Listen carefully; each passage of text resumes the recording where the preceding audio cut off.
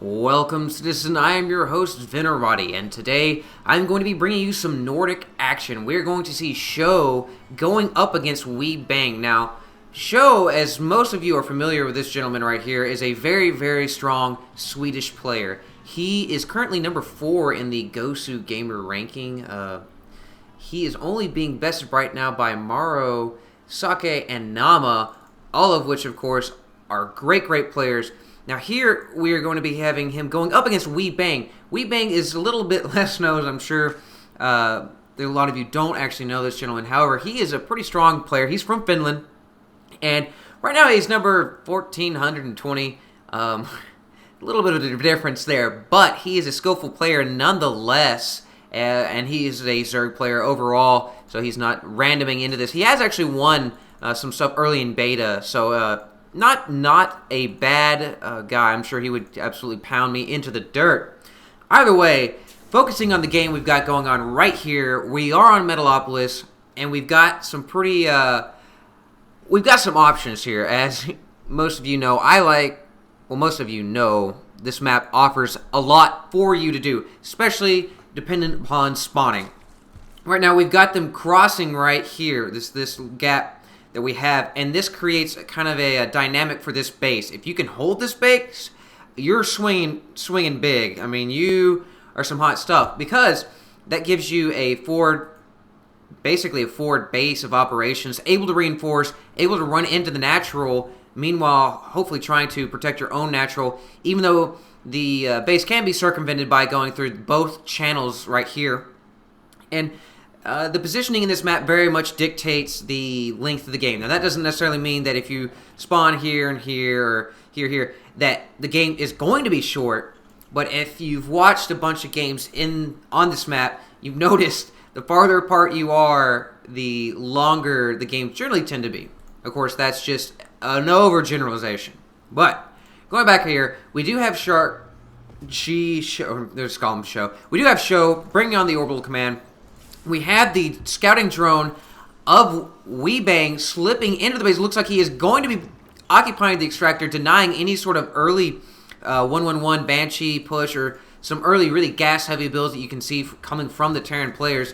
Now, we do have the factory on the front doorway, so he is going to be walling off, hoping not to have to deal with any early speedlings running into his base and pillaging his mineral lines. So it's very important to make sure that you can block off your base from the melee units of the Zerg. I mean, especially, God, the Zerglings running into this mineral line right here is just going to be a pain and a half. But, not so sure about the supply depot. The factory and the barracks, man, these things are rock solid, especially when it comes to deflecting banelings. But this supply depot is definitely going to be the weak spot. So if Wibang does choose to actually hit with a baneling bus, that is definitely where he is going to be seeking. That's going to be the sweet spot. Meanwhile, we have Wibang occupying his natural early on. This is a pretty common tactic we've seen championed by a lot of top-tier Zerg players. Idra, for example, does this. You see him do this a lot. Throwing down the spine crawler, adding just that level of defense, able to secure this natural, and able to feel comfortable in transitioning into a full-blown econ build coming out of your natural, so if you can fully populate it. And meanwhile, and these spine crawlers are very handy in warding off these disgusting Hellions.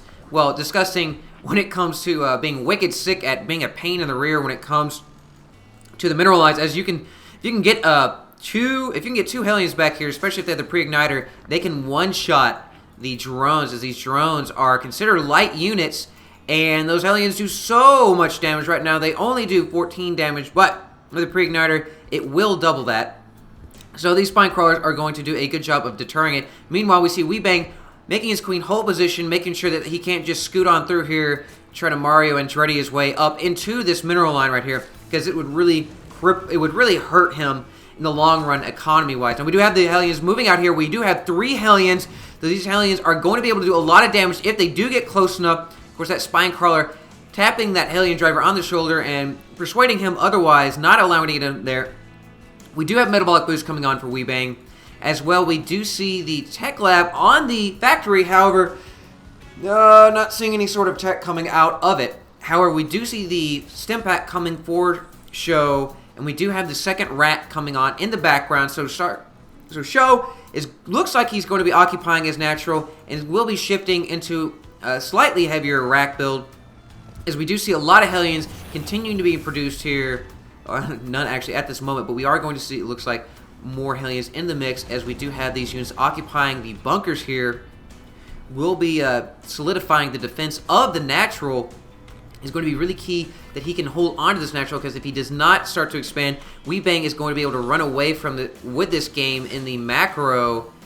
And we do see a Spire well on its way for Wibang, so Wibang looks like he might be going for a Ling Muta build, which is very, very strong, very solid build. I personally love that build myself. Use it a lot whenever I do accidentally random into the Zergs. So, right now, SharkgSjow is in a good position in the sense that he does have Hellions. The Hellions are so effective against these Zerglings. However, if we see Banelings get in the mix, the Banelings are going to do a lot to the Hellions, as well as these Marines right here. These Marines just freaking fold underneath. They buckle underneath the pressure of a Baneling. Now, we do have an Overlord here trying to assimilate itself with part of the Death Star. So, not sure what's up with that, but he is aspiring to be something great. And we do have a Baneling nest coming down for Wibang. Wibang does look like he's going to be adding the Baneling menace to his army. We do have several Mutalisks coming online for Wibang. So Wibang looks like he's going to start ramping up the Mutalist harass, as they are so effective at it. And basically, when there's Mutalisks on the field, your enemy really should not have a moment's rest, as we do have 13 Marines on the field, and that is the only anti-air that SharkgSjow has right now. And that's really going to be a problem for him, as he does actually have an engineering bay. And look at all these. We actually have the Thor finishing up right there. This Thor is not going to be having any of that, and is going to be moving up in here and doing a lot of damage to those three Mutalisks. One down to 27 hit points right there. Come on, use your words. And we do have Flyer Attack level 1 coming on for Wibang. Wibang is going to be upgrading the Mutalisks, making them that much more deadly, as well as centrifugal hooks will be going online as well. So he does want those Banelings to be effective, because if you don't get that, they are oh so painfully slow. I mean, really, really bad. Especially when you're going up against mech, as a lot of times the Banelings will have a hard time getting up to the mech units, as they are so apt at killing the Banelings themselves, as we have 17 Banelings in production right now. So there's about to be a lot of really sad Marines and Marauders for SharkgSjow.